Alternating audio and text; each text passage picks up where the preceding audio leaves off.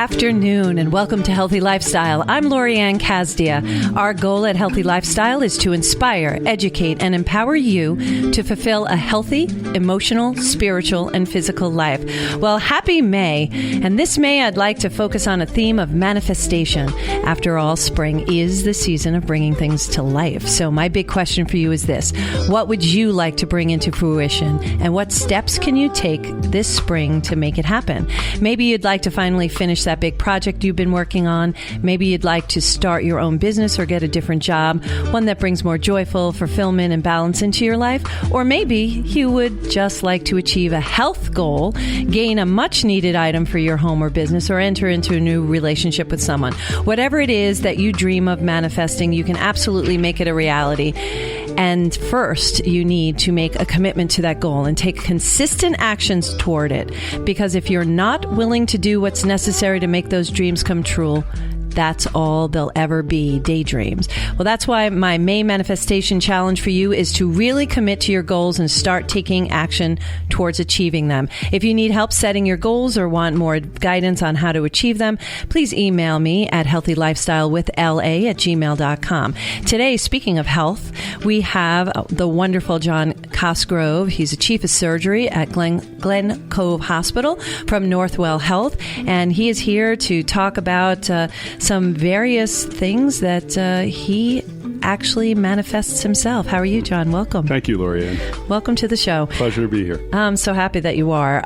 So I just wanted to kind of jump into what you do. So would you let our listeners know what you do as chief of surgery at Glen Cove? Sure. I'm a general surgeon, and as a general surgeon does procedures such as cholecystectomy, which is removal of gallbladder, hernia repair, colon resection. We also do colonoscopy and endoscopy, but we do a lot of other things. We do a lot of wound care. We work very closely with our medical colleagues for complex cases where we may not operate, but our input is helpful because it may involve a gastrointestinal disorder that's not so clear to everyone. So we really try to bring a team approach to taking care of patients. I also take calls, so we are available 24/7 at Glen Cove, two very experienced surgeons. Wow. That's wonderful. I am very familiar with say that again?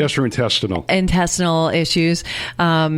Because I had them a long time ago. And back in the 90s, I couldn't find anybody to diagnose what I had.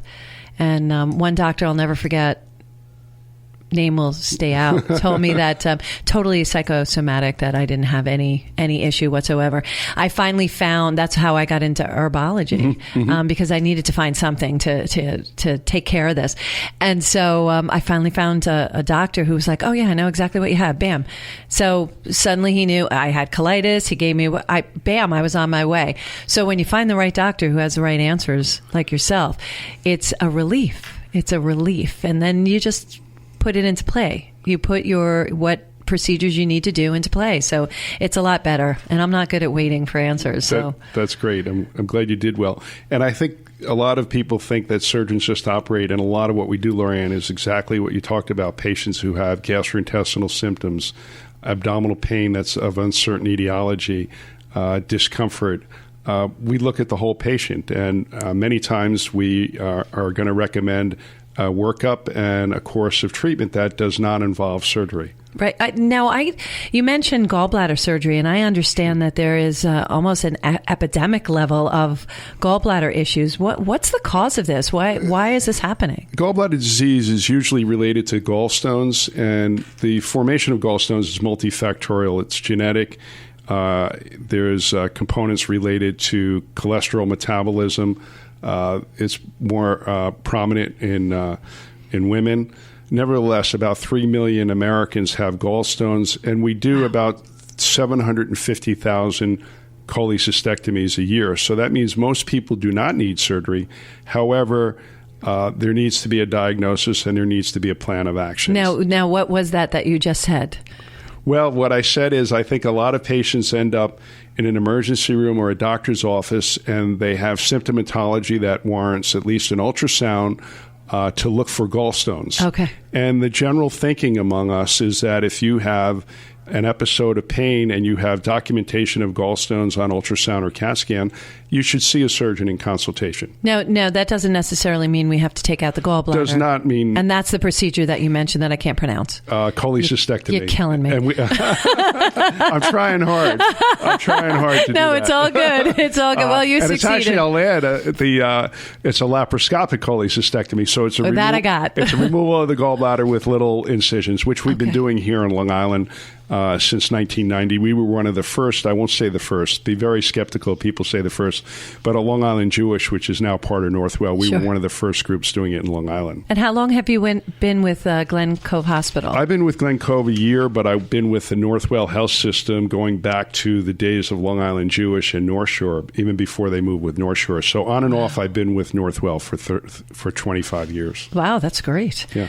So again, it's pretty much familiar, the gallbladder? I think part of it is too, yeah. We see a lot in Glen Cove. We have a lot of South American people who live in Glen Cove, and there's a preponderance for some reason of gallstones in people from, say, Ecuador.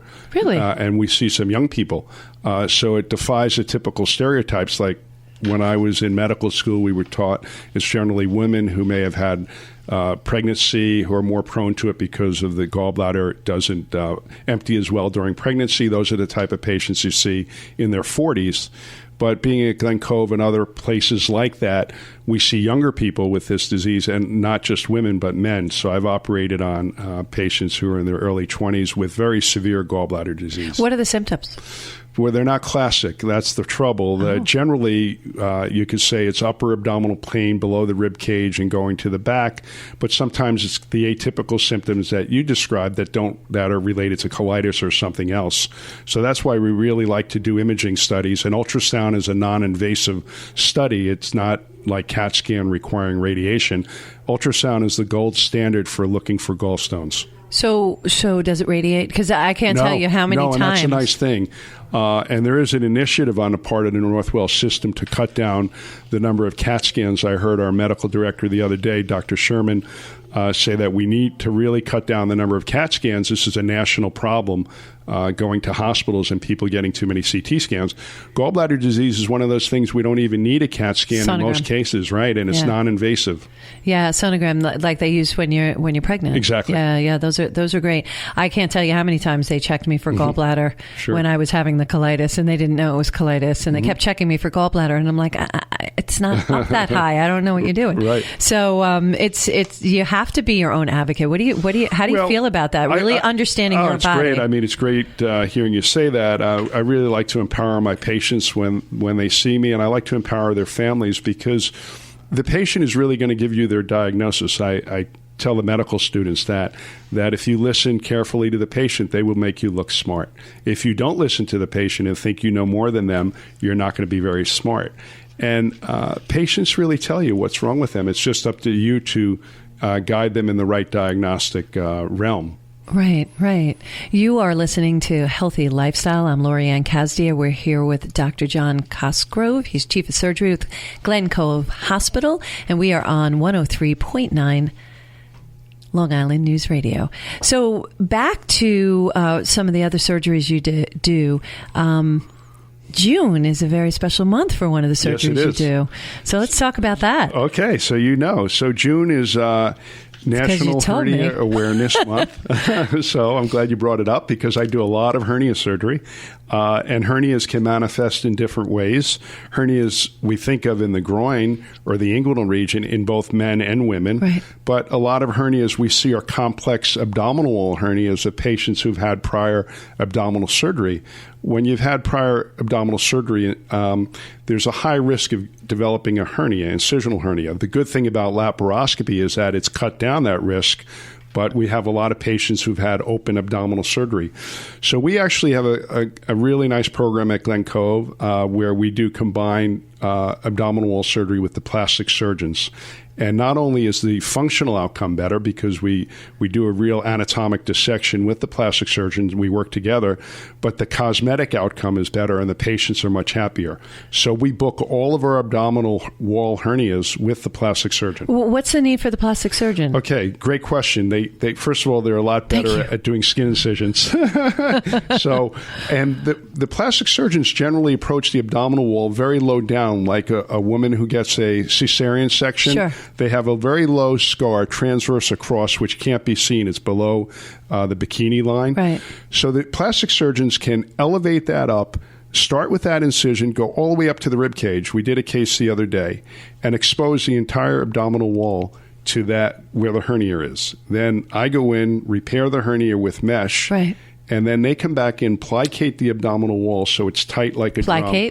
Plicate, meaning kind of double it up. Okay. And then I go back, then they go back in actually and close the skin, and the skin incision is beautiful. So we not only have a better result, and I believe less recurrence, we have a much better cosmetic outcome for the patient. And that's preferred over the laparoscopic surgery? My laparoscopy colleagues may take offense to this, but we have great laparoscopists in the Northwell system.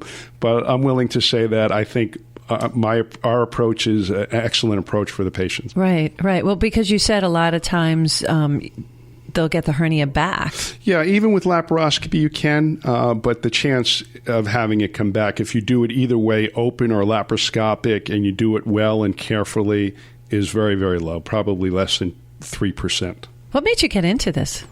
What made you decide to become a surgeon? I really wasn't sure I wanted to be a surgeon. During medical school, I actually liked psychiatry a lot, and it was funny. And the psychiatrist said, "No, you don't want to do this. You just have to listen to people's problems all day long." And then during medical school, the third year of medical school, we do a clerkship, and I did a clerkship which was for 12 weeks in surgery at a city hospital in New York. And I was just very impressed with the surgical resident. He taught me a lot. And I said, this is what I want to be when I grow up. Yeah, that's where those role models come in front of you and then show you exactly what you want to be. And a little birdie told me that you almost went into law enforcement. Well, you apply to medical school, I guess, in your senior year of college, and I wasn't the best student. I played football for 4 years, so I spent a lot of time on the gridiron and working out, so I didn't study as much. Maybe it wouldn't have made a difference anyway. So I had not gotten accepted into medical school I was in the spring, I had not heard back, and then I started to put a couple of applications in for law enforcement, and because I look at good and bad, evil, good versus evil, and kind of like what surgery was, everything you can fix. And so then by the summer, I got accepted into medical school. And so now you're a fixer. Well, I try. And taking patients' health care really seriously. I noticed that about the doctors who have been on the show from Northwell Health. Really, I see a couple of similarities. You like to empower your patients with information. Love that. Mm-hmm. You really care a lot about them, and you don't rush into surgery, do you? No, I think it's very well planned. We take our time. It's really very deliberate, Lorianne, in terms of thinking. It's a very profound experience, even doing this for 30 years. You don't want anything bad to happen to your patients. You talk to other physicians, not only surgeons, before you operate and indicate the patient for certain operations.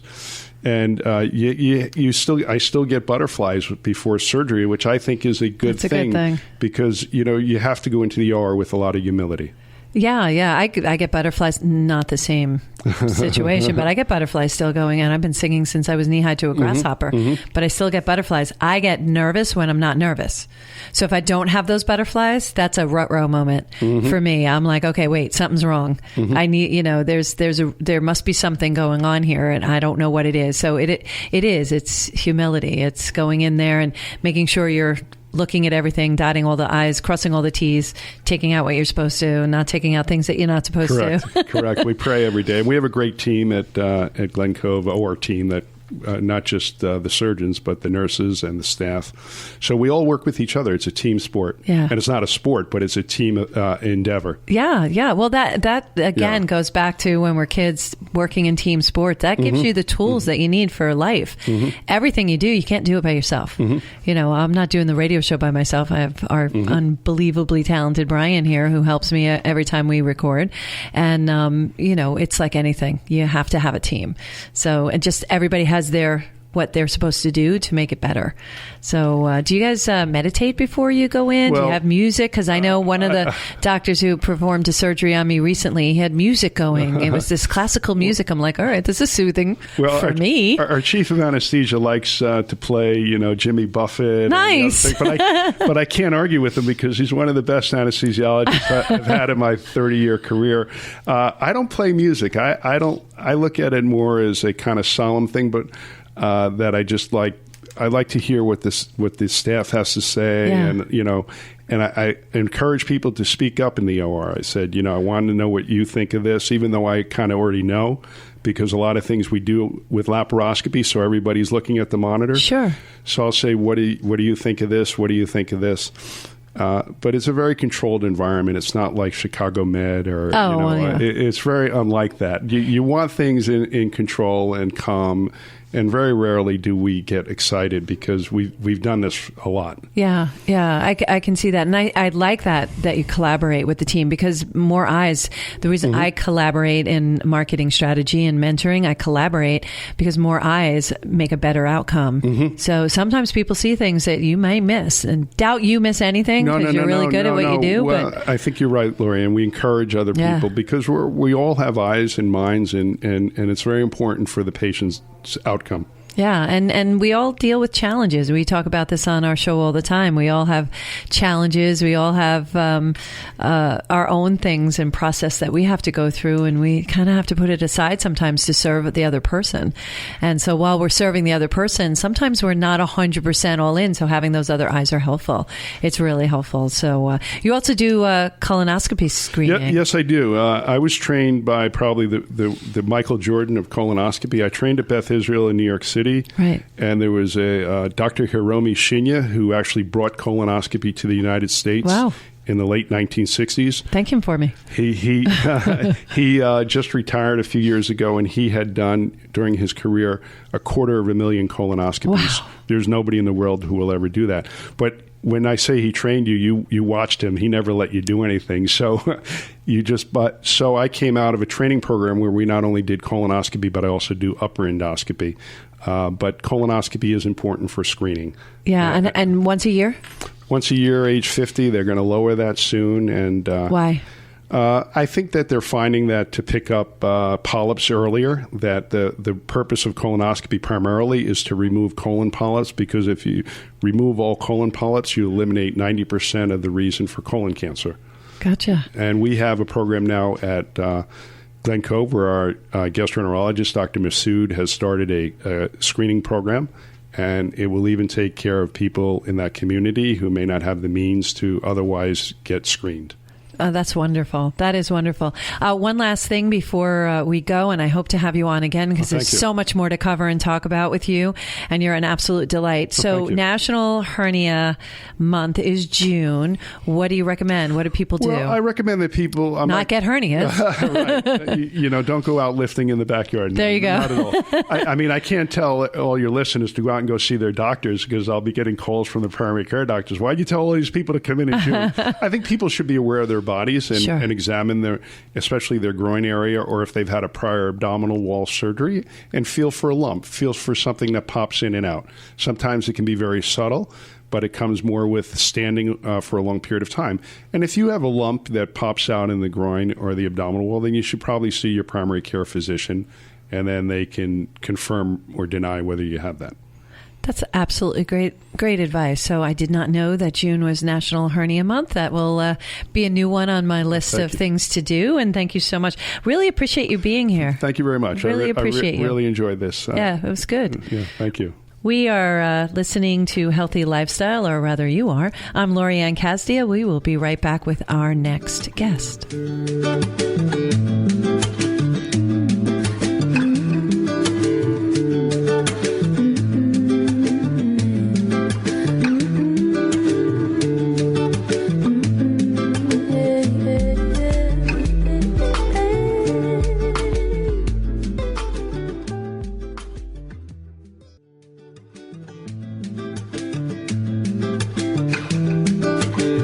Welcome back to Healthy Lifestyle. I'm Lori Ann. If you have any questions, comments, or ideas on topics or guests you'd like to hear more about, please email us at healthylifestylewithla@gmail.com.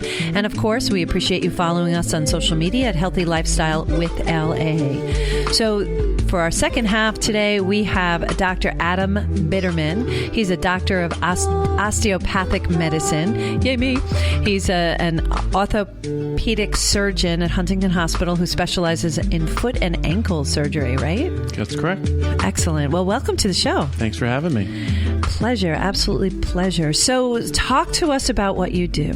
So I'm a board-certified orthopedic surgeon with fellowship training in foot and ankle surgery. So essentially, I treat orthopedic conditions from the knee down. So essentially, anything involving the bones, muscles, tendons, ligaments about the foot and the ankle is right up my alley. Wow. Okay. That's exciting. So now you do total ankle replacements? I do. Tell us about that. Total ankle replacement is the cousin of the total knee replacement and the total hip replacement. And it's exactly what it sounds like. Essentially, you're removing cartilage or lack thereof and bone in an arthritic condition, and you're creating an artificial joint with metal, plastic, and metal. Wow. What made you get into that? There was a need. There's always been a need for foot and ankle surgeons, and it basically is a specialty that encompasses all the other subspecialties into one. So you can handle joint replacement, you can do trauma, you can do reconstruction, and you can do sports medicine, which is all aspects that I like. Kind of puts everything out there. That's correct. Yeah. So if someone has like weak ankles and doesn't skate well, can you fix that? Of course you can. Oh, for goodness sakes. I need that. I can't skate for the life of me. My ankles go whoop. You can fix everything, but not everything needs surgery, believe it or not. Oh, I believe that. I believe that wouldn't require surgery, right? It just requires me actually firming up those muscles, right? That's correct. Yeah, I thought so. Whatever, doc. So when you're doing this surgery, are they similar to the knee surgeries? I'm more familiar with knee surgery. Mm-hmm. So you do knee surgery as well, yeah? I don't do knee replacement surgery. No? Okay. My main focus is below the knee, like I said. So the ankle, the foot, the toes. But the replacement for the ankle is similar in some instances. Okay. Wound care is important. Managing the wound post-surgical is critical to prevent failure. Wow. Okay. I'm just like trying to imagine what that's like because I've never heard anybody get an ankle replacement before. Historically, the treatment... Sports? Sports. Mostly sports. Anybody who has trauma. So if you break your ankle and you're in your 20s, it gets fixed. Sometimes the cartilage doesn't survive as well as you'd think. Once they get to be 60 or 70 and put a lot more mileage on the ankle, the joint breaks down. The cartilage breaks down. So that rubbing you kind get of thing. bone-on-bone rubbing, which Yikes. leads to chronic pain, chronic disability, and limitation of function. And ultimately, you end up coming to see me for an option of either a joint replacement or a joint fusion. One is joint sacrificing, and the other is obviously joint sparing. And depending on... The fusion is the sparing. The fusion is, no, the replacement is sparing, where you're able to spare the motion. Okay, gotcha. And then depending on a couple of variables, you make a decision whether to replace or to fuse. All right. Now you have a new unit at the Huntington Hospital, right? It's in orthopedic? progress. Yeah, it's being built. Six private units? Yeah, we're really excited about it. And that's going to offer what to a patient? So a patient, normally the way they are right now is they have a roommate right. In certain circumstances. And ultimately what this will do is give everybody their own privacy. So it enhances the patient experience where they're not necessarily hearing what's going on with their neighbor. It gives everybody a private perspective and enhances healing, and it's quiet, so it's better for everybody. Now, what's the process? So someone comes into you, they need this ankle replacement. What is the length of the process? So a patient would come to see me. We would get x-rays. We would get a full history, do a physical exam, determine what their diagnosis is. Uh-huh. And then it's a conversation. Now, generally speaking, I'm very conservative, so I don't rush anybody into surgery. But what I'd like to do is educate them, give them the options, lay out the menu, so to speak, for them, and then help them in their decision making. I'm not going to tell someone that this is certainly life or death surgery, because this is not. This is quite the opposite. Right. This is quality of life. And then I say, well, if you want to live with it for 6 months, you got a wedding coming up, you got your communion, bar mitzvah, bat mitzvah, you may want to wait on a surgery. And then when the timing comes, they come back and then we move forward. From that point on, we have to get some medical tests. We have to get some imaging studies. They need to be cleared and demonstrate that they're optimized. And then they go for the surgery. And the surgery, generally speaking, is about an hour and a half to an hour. Okay. And once the replacement is done, they'll stay overnight just to make sure they're comfortable, to make sure that they're content with everything, and then they'll go home the next day. And then how long I'm presuming PT gets involved, and how long is that process? So not right away. Okay. Once I know that the wound is healed, I'll get them moving. So it's a race between getting them moving and making sure the wound is safe and healed well enough to have them starting to move. Now, I understand in a lot of procedures these days, it's like almost immediate that the doctors want us moving. And is that the same for this? It is. But unfortunately, if you move them too soon, the wound has not had a chance to mature and heal appropriately. It can lead to catastrophic failure. Oh, well, that's bad. We don't even talk about it. Okay, yeah, I don't want to talk about that. Exactly. So what got you? I know what got you into this particular part of medicine, but what drew you into medicine? Well, I always like to answer that question: what drew me into medicine? But what also drew me into orthopedics? Orthopedics is a field where historically we encounter problems and then we fix them. Right. So in some of the other specialties, which shall remain nameless, there are more chronic issues which can be very labor intensive to fix, if ever, because there's a lot of other issues involved. In orthopedics, generally we see fractures or strains, and the body is incredible and able to heal itself. Right. So if there's a fracture that may not heal well on its own, we get involved, we fix it, and then they go on to heal. So we see something, we identify it, and then we fix it, and then everybody moves on. And that's what attracted you into this? Yeah. And it's also very sports heavy, and I'm a sports fanatic. Are you? Mm-hmm. What kind of sports? I like baseball. Who's your team? I don't want to say because they're not playing well. Oh, the Yankees? The Mets. Oh, the Mets. It could, one or the other. Exactly. You know, I'm a Yankee fan, so the Mets. Yeah, I'm sorry. Well, that means you're very loyal, though. I am. As a Met fan. I'm a diehard fan. I've been dying hard. That's yeah, that works. There was another question I wanted to ask. You were born in Huntington Hospital, weren't you? I was. That's a whole full circle thing we were talking about earlier. It most certainly is. I'm glad you brought that up. So being able to give back to those that I grew up with, whether it be family, friends, teachers from school that I've been seeing, teachers' families, it's an experience that I wouldn't have gotten if I didn't come back to Huntington. So it's kind of nice. And where did you go for your medical degree? So I went to NYIT-COM in Old Westbury. Okay. Oh, all right. So you stayed pretty local. I've been local through residency up until my fellowship. Nice. And what's the purpose of the fellowship? I've heard of fellowships before. My brother is a neonatologist. He had a fellowship at Lenox Hill. Yeah. So in my line of work, I did 4 years of medical school, 5 years of residency. Gotcha. And then I did 1 extra year of fellowship. In that year, what I did is I had experience in a firsthand perspective of doing what I'm doing now, but early on, and still under the tutelage and supervision of the experts.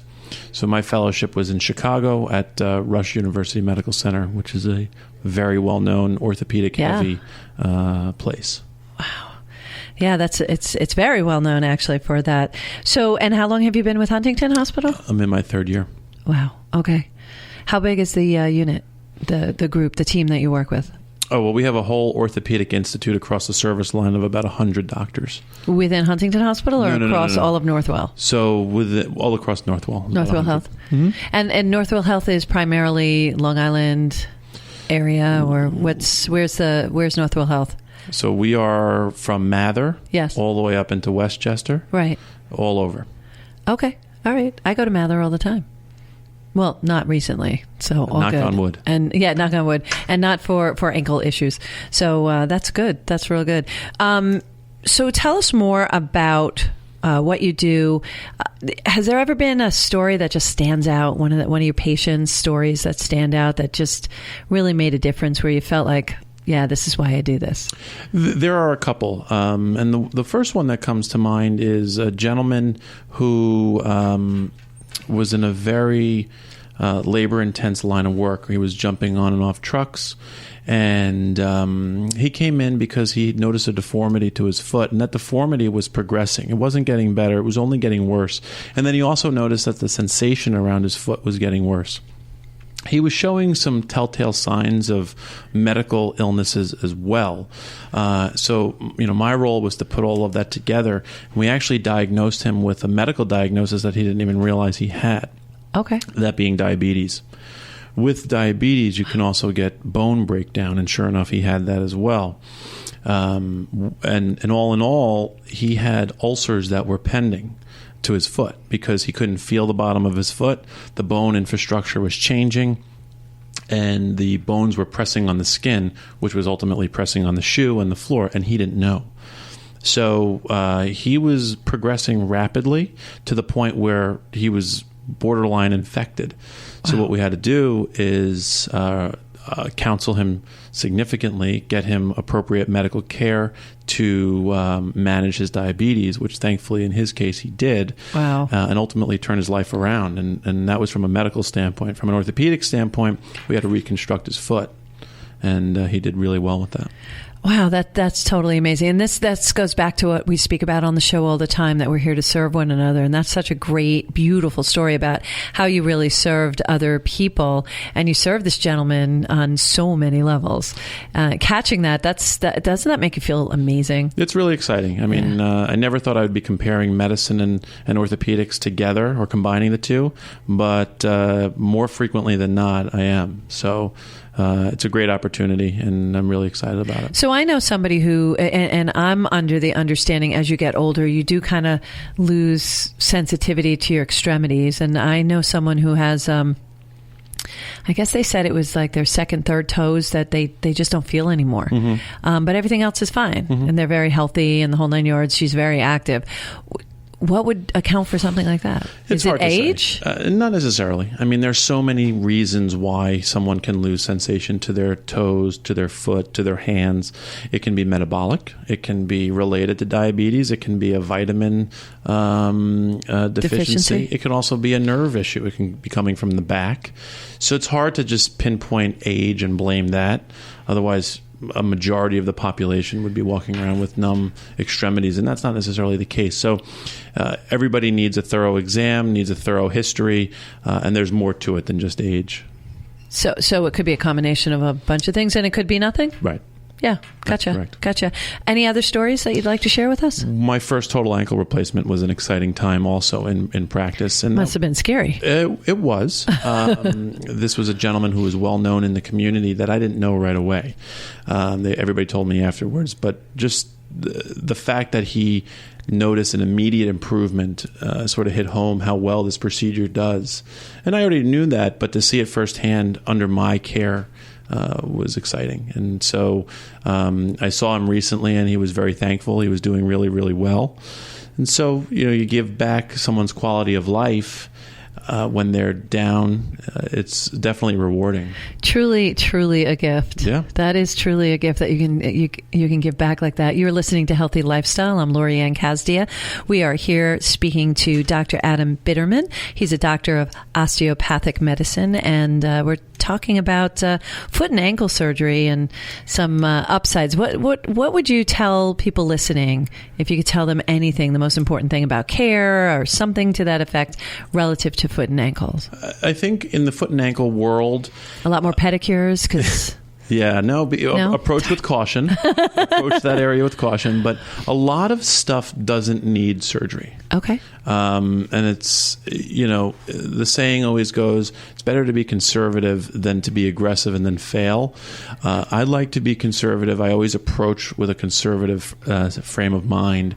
And then I like when patients tell me it's time to go to the next step. I don't want to force someone into surgery, because the recovery is frequently one that they never expect. So the lower extremities are involved in driving. The lower extremities are involved in walking, which people take for granted until they end up in my office. So approaching things and starting with a conservative frame of mind is never a bad thing. Understood. And sports medicine, how much do you get involved with that, with different various sports? I know you said you were a sport advocate, so... yeah, definitely. Northwell, our service line, we cover a lot of professional teams on the island. So, like who? Well, we cover the Islanders. Okay. There's relationships with the Long Island Ducks. And we're also the team physicians for Hofstra. Wow, okay. Yeah, so... they're very competitive over at Hofstra, too. They most certainly are. They've done well. But my partners take care of them, and then whenever if I am asked, I always jump in and participate and help out where I can. But we see a lot of high school athletes. We see a lot of collegiate athletes that are returning to the area. Sure. And they're operating at a high level, one that I've never... even thought of. They need to get back. They need to get back to the level that they were at before the injury yesterday. How do you do that? It's hard. It's a balancing act because you have to understand the risks and benefits. Sure. Do you wait for their season to be over and then address their injury because there's going to be recovery time? Some of these patients are being scouted by colleges and need to be ready for the major scouting combines or tournaments. And so, again, on Long Island, everybody is the next best athlete of their time, and rightfully so. So we have to do what we can to get them back on track. Yeah, I used to hurt my ankles a lot. I was a tennis player, and I would hurt my ankles doing the turns, the rapid from side to side turn. And I remember going to an orthopedic surgeon who said, well, stop doing that. And I was like, okay, that's helpful. No, but all joking aside, he did say that, but then he left. What are ways to strengthen your ankles? Ways to strengthen your ankles, involve exercises of the lower extremity. So standing on a stair safely and then lifting up, heel rises. Like up on your toes and then lowering them down below the riser? Correct. That'll help with not only strengthening, but stretching. A lot of the issues that involve the lower half involve stretching. How about high heel shoes, flat shoes, heel shoes, flat shoes? Job security for me. So, being someone who loves her high heels, all right, so I'll get to know you more. Fair enough. But high heels not only affect the ankle, but they affect the toes. Yeah. So, you can get significant chronic deformities with these shoes. And but the shoes are so pretty. They are. Don't get me wrong. But the first thing that I do is tell patients, lose the shoes, and that'll help with okay, that's not happening. Your deformity. I know. We're going to get some hate mail from... yeah, seriously. So from our shoe people who are like me, who love their shoes and my feet, just for, so everybody knows, or not deformed in any way, Doc. I just like my high heels. So back to strengthening your ankle. How else can someone do that? There are various band exercises that you can use where you're doing resistive strengthening. So those are when you pull on the bands and then you do... Push down or to the side or to the other side.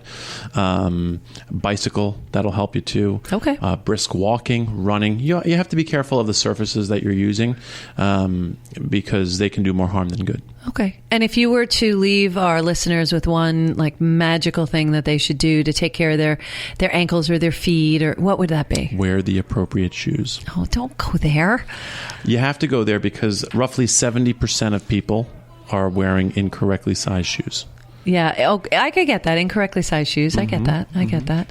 But pretty high heels, you and I need to talk about this. Approach with caution. Approach with caution. I guess that's it's going to be your tagline.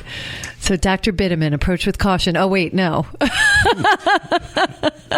Wear the right shoes. Wear the right shoes. There you go. I appreciate you coming on. I hope you can come back. Thank you for having me. Appreciate it. Thank you so much for joining us today on Healthy Lifestyle. My heart is always lifted by sharing this time with you. I want to thank my guests today and, of course, our producer, Brian. Join us next Saturday right here on LI News Radio 103.9 at 3 p.m. In the meantime, follow us and send comments to us on social media at Healthy Lifestyle with LA. And we spoke at the top of the show about our May theme of manifestation. So remember, what would you like to bring into fruition, and what steps can you take to make this spring happen, or make this happen this spring? Remember, do a little something for yourself every day. day. It starts there. Doesn't have to be big, but definitely take a moment, do something for yourself every day. Create a habit, create that new balance, make smart shoe choices, and remember, be the best you, because you're the only you that there is, because everyone else is taken. So thank you again for joining us on Healthy Lifestyle. I'm Lori Casdia. Until next time, show up for you and show up big.